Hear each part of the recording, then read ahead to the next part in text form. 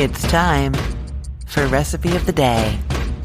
I seem to be on a stuffed pepper kick right now, especially for quick weeknight meals when I am looking for something that is not holiday season related, because we're doing all of that on the weekends and I just want something easy and delicious during the week. It's a Thursday night and we are doing pre-weekend deliciousness with buffalo chicken stuffed peppers. These are great because you actually cut the peppers in half through the core downwards, so you get these two like pepper boats. I've told you about this technique before.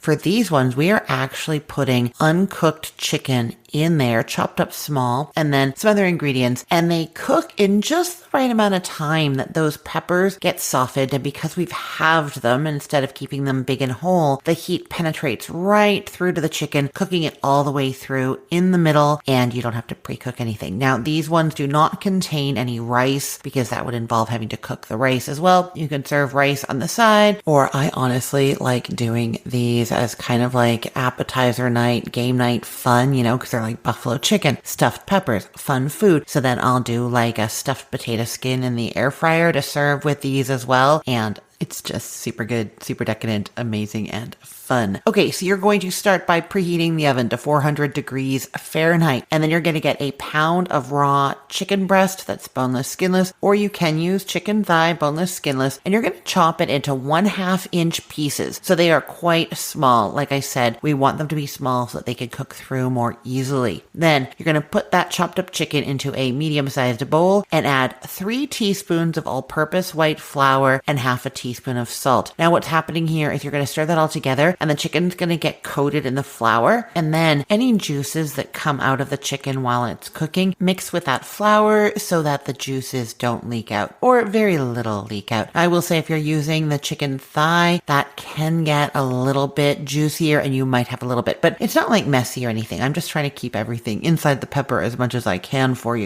Okay, so then you are also to that bowl adding 2 medium carrots that you're shredding up and 2 medium ribs of celery, very thinly sliced. So what I'm doing here is trying to get those flavors that are often served with buffalo chicken wings, the carrots and celery with like ranch or blue cheese on the side. Those are going into the peppers along with the chicken. Also add 2 tablespoons of ranch dressing and 3 tablespoons of buffalo wing sauce. And I just want to be clear that when I say buffalo wing sauce, I don't mean the hot sauce straight up. I mean the stuff that is sold labeled buffalo wing sauce. It tends to be hot sauce mixed with oil if you're buying it store-bought, or you can do it yourself, mix it with melted butter or oil. And I'm just going to tell you, I actually have a recipe for what I call a fancier buffalo wing sauce that has olive oil in it. It's really yummy. You could use that here. And I'm also going to just link to the difference between the hot sauce and the wing sauce because there's a picture so you can see exactly what I mean. And that post with the difference between those two sauces actually has a recipe for buffalo sauce in it as well. So you are covered whether you have the store-bought sauce or not. I just don't want these to be too spicy for you. If you really don't want to buy buffalo wing sauce or make buffalo wing sauce, you can just add an extra tablespoon of the ranch dressing and add hot sauce to that, like Tabasco, whatever hot sauce you like. Add that to there just a little bit at a time, stir and taste until it's just kind of your heatness level. Okay, to that mixture with the chicken, the flour, the salt, the carrot, the celery, the buffalo wing sauce, and ranch dressing, you're also adding a 1/2 cup of shredded cheese. I use cheddar cheese because I always have it, but you could do mozzarella, pepper jack, whatever you've got. 1/2 cup goes in there. You're going to need another 1/2 cup in a minute though, so make sure you have a cup worth of it. Okay, mix that all up. And then you are getting your peppers, 4 bell peppers that you're cutting in half, like I said, down through the core to make those 2 boats. And you're going to get all the seeds and little like ribs out from inside of there. I like to just take a paring knife and just trim along the edge of the pepper, getting any of the core that is kind of like inside of the pepper out and leaving the actual stem on there. It supports your filling, keeping it in a little bit better if it's on there, and also it looks pretty, but you can pop it out if you want to. Okay, so you've got your 4 bell peppers halved and prepped. You're putting those on a baking sheet open side up and dividing your chicken mixture among those, and then top each one with about a tablespoon of cheese, and you're baking until the chicken is cooked through and the peppers are tender. It's going to be 30 to 40 minutes, and that's it. Delicious and easy, mostly hands off. You mix that up, fill them in there, and then walk away for a while, all right? Okay, I will put the link to this recipe in the show notes for this podcast episode, or you can head to cookthestory.com/ROTD and get it there. Everything there is arranged by date, so it's helpful to know that today is December 18th of 2025. And I'll just say that if you love this recipe or any of the recipes from either of my websites, go and leave a 5-star rating and a comment. That really helps grow my business, and I really appreciate when you guys do that. Thank you so much. I'm Christine Pittman from cookthestory.com, thecookful.com, the all-new chicken cookbook, cookfor2.us, and from this podcast, Recipe of the Day. I hope you have a great day. Let's get cooking.